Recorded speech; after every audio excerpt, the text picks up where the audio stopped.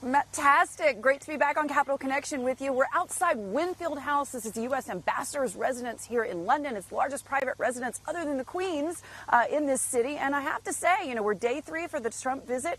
Mr. Trump again and again characterizing this visit on Twitter and elsewhere as a massive success for him and for his administration and his family as well. And of course, even questions yesterday about whether or not the protests themselves were fake news. We heard, of course, from the protesters. They said that some 75,000 people had gathered in the center of London.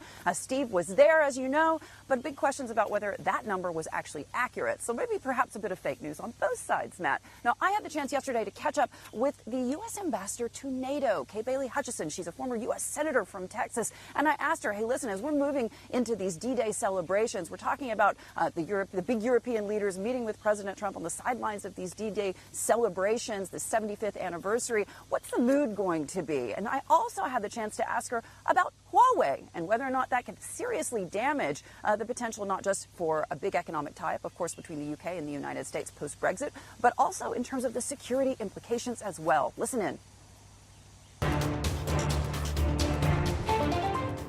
Well, we have learned so much just in the last year about what Huawei will do to the security of our networks, the risk to the security of our networks. And of course, in NATO, we want interoperable secure communications because it is most important that we can talk to our allies, especially in a time of crisis, without any interruptions. So we're very concerned that Huawei has the capability to disrupt those communications that must be secure.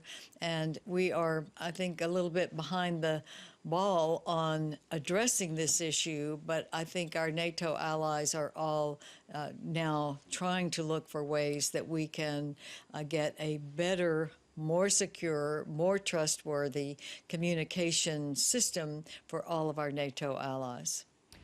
In terms of that conversation that you're having specifically with the United Kingdom, how much leeway do you have here, do you think? Because there has been so much movement in the last several months toward a relationship with Huawei and thereby the Chinese government when it comes to Britain itself, because at the end of the day, this is about their economic opportunities as well, isn't it?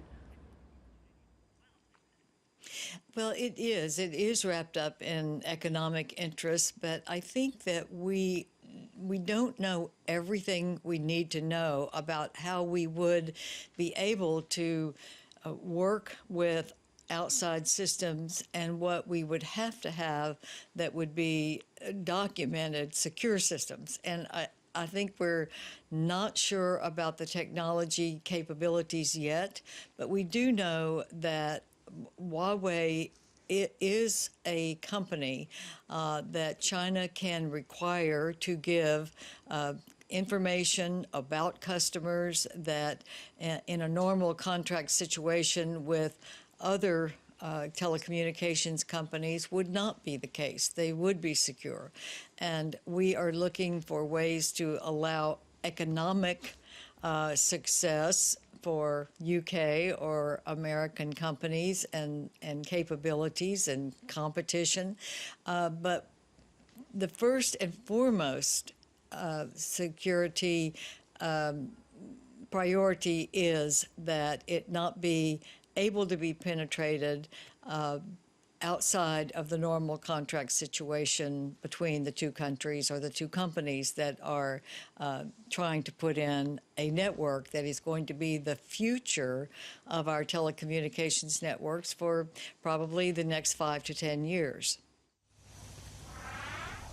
That was Kay Bailey Hutchison in our exclusive interview yesterday. She's just the latest member, of course, of the Trump administration to come out swinging when it comes to Huawei. And, of course, talking there not just about the economic implications of this, but also the security implications as well. Because you've got to remember, Matt, that when it comes to the security relationship, the special relationship between the United Kingdom and the United States has been so much based on that ability for intense intelligence sharing, hasn't it? Not just, of course, when it comes to conflicts, for example, in my region, in the Middle East, but also more globally. And And the question, of course, going forward is whether or not they're going to be able to move past this. I mean, there you essentially saw the U.S. ambassador to NATO raising some serious concerns, some real red flags there. Of course, the UK relationship within the NATO alliance, a very, very strong and important one that, of course, raised serious questions, of course, over Brexit and whether that would have implications for the security and the intelligence sharing as well. And at this point, you have to remember, of course, that this isn't happening in a vacuum. I also had the chance to ask her about that S-400 system. The Turks have said again and again, not only are we going through with this purchase, but we're going to go through the delivery of it as well.